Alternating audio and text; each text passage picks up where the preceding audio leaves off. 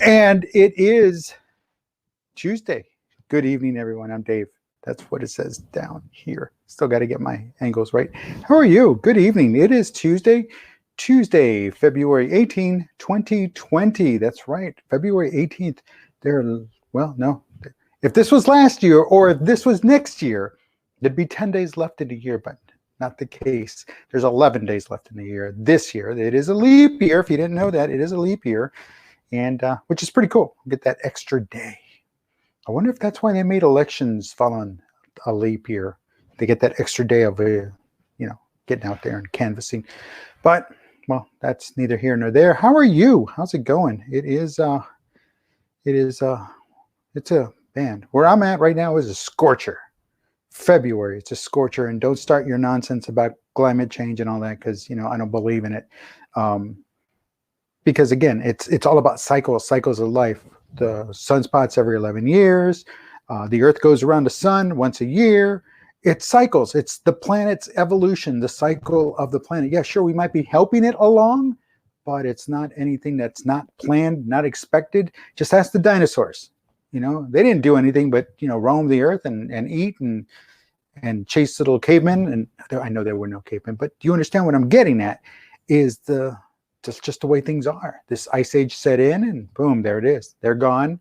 And then another set of dinosaurs came in, and another ice age set in, and so on and so on. A big old meteor hit the planet, created this, nuclear winter kind of thing, where the clouds, and it creates this greenhouse effect, and then everything. It's cycles. It's cycles. So I know for millions and millions of years, ice has been breaking off and falling into the ocean, and it'll continue to do that long after we're gone. So for people to be in awe or shock or decide to blame something, then who was around to blame it all those millions of years ago? Something to think about. Something to think about. Not denying it, not denying that we're not helping it along. No, don't get me wrong. But we cannot put all the blame on just our existence. All right, so that's where I'm coming from, but that's not today's episode. Today's episode is, because it's Tuesday, it's Leadership in the News, and we're talking about crisis management. Well, it kind of led into that. Crisis management and leadership. Crisis management and leadership. Folks, the situation with the coronavirus is going to get worse before it gets better. And Apple, Apple, the makers of the iPhone, the Apple iPhone, say right there, and this is not a paid advertisement. They're announcing that things might not be so good for the production of the next Apple iPhone. It's the progress, construction, maintenance, development, the whole nine yards. Manufacturing, there we go, is coming down, is winding down. So this is going to get worse before it gets better. Is this going to be the end of the world as we know it? No, it's not. Because what's to say that they can't ramp up operations here closer to home, closer where the markets want to be? So it's going to change the way things happen after all of this. It's going to change the way things are developing. We're going to start seeing more regionalized operations. And then we're going to see more growth all over the world. And that's a good thing. Because again, you're taking care of locally as opposed to waiting for, this whole city is shut down. These millions and millions of people are not working.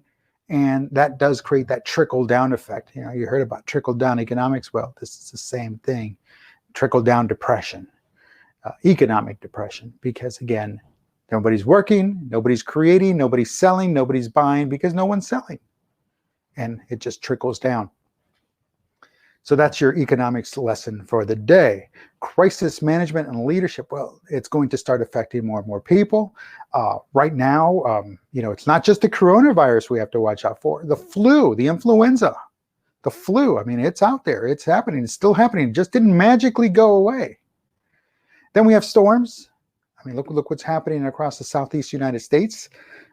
Then working its way up. Flooding, Mississippi, the Pearl River is at historic floods, but I guarantee you one thing in the past that has happened, it flooded before.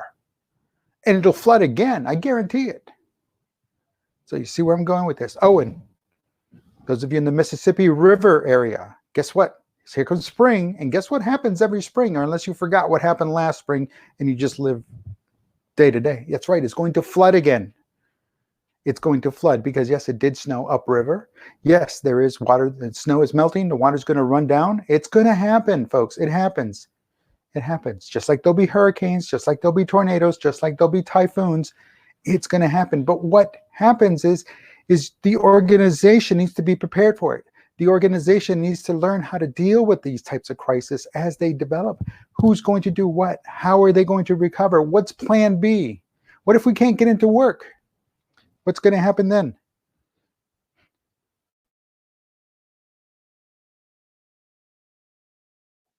So what do you do?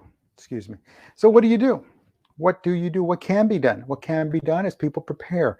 What can be done is that the organization's leadership decides to take things seriously and understand that, hey, sometimes what really truly happens, excuse me again, something's in the air. So that being said, the organization does have to take a responsibility, stand up and say, you know what? This is our contingency plan, and they have to share it with others. Don't leave others guessing. Don't leave others wondering, is there a contingency plan? What's going to happen if a hurricane comes by and what do we do? Who's supposed to show up to work? What are we responsible for? Exactly. And that's why your staff needs to know. And so I'm just segueing right into the A&I, the aspects and insights of crisis management and leadership. Leadership definitely needs to know and be aware that, hey, your people want answers. I understand sometimes you don't want to panic them, and that's fine. Don't panic them, but let them know that there is a plan in place, and the moment that the time comes, you will execute that plan. But not having a plan, or when that time comes and you've been saying, oh, I have a plan, oh, I have a plan, oh, I have a plan, and then the S hits the fan, what have you got?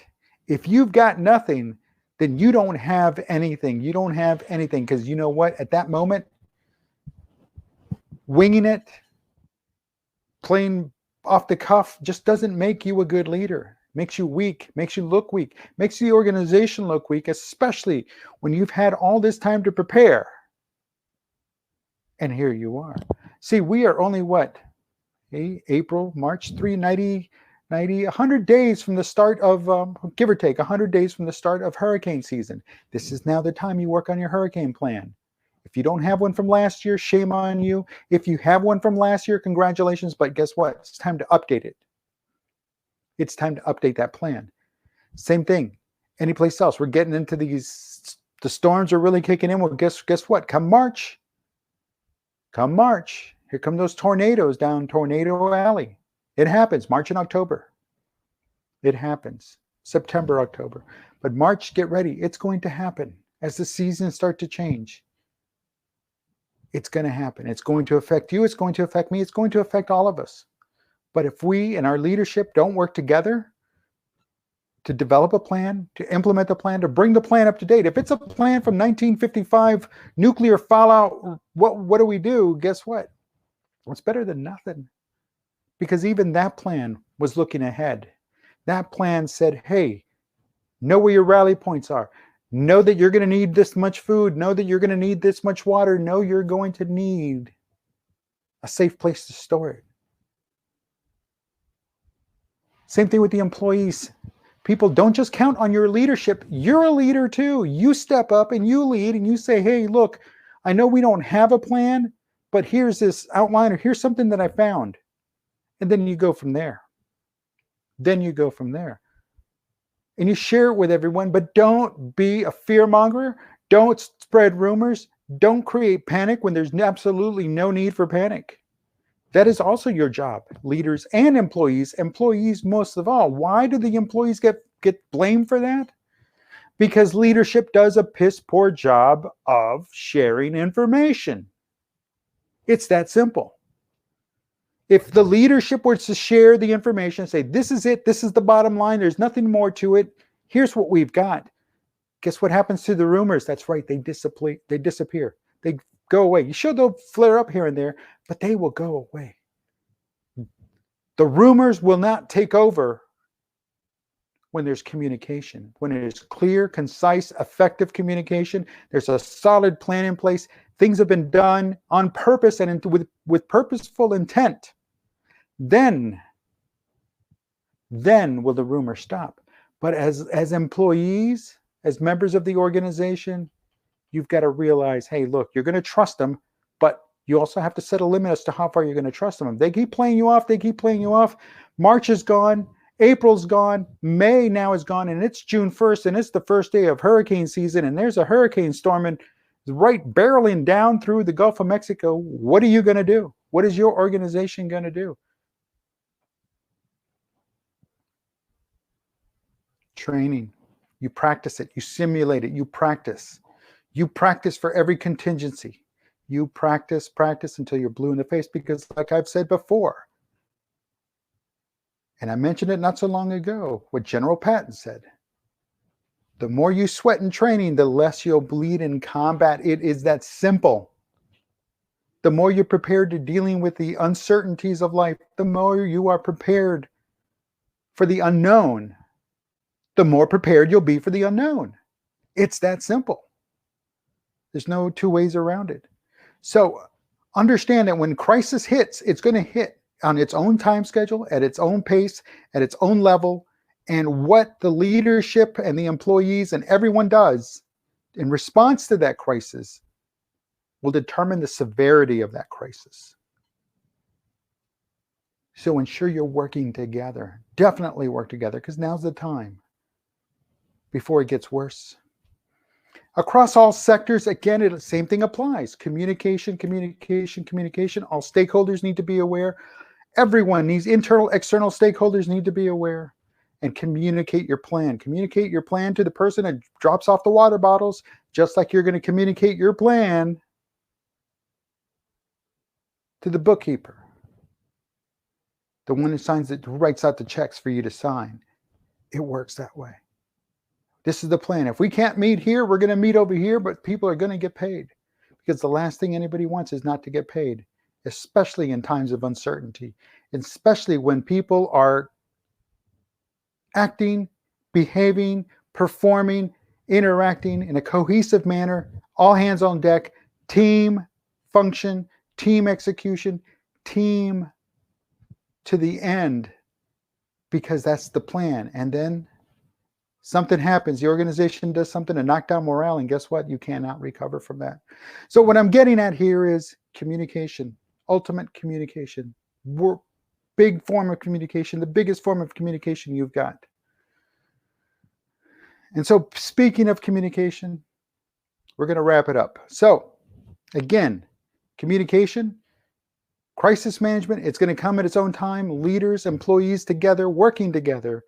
Again, the impact, the more you work together, the more you're prepared for it, the less impact it'll be. Listen, I'm Dave, and it is Tuesday, February 18, 2020. This is Let's Have a Chat About Leadership. Leadership in the news, and it's everywhere right now. Lessons to be learned in the news. Just look at the news. Everything from baseball to the coronavirus.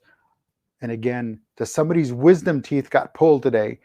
How does that make news? I don't know, but somewhere in there might be some kind of, like, don't spread these talk about this kind of nonsense. Let's go with business, whatever it is. Anyway, listen, have a great evening. I will talk to you on Thursday.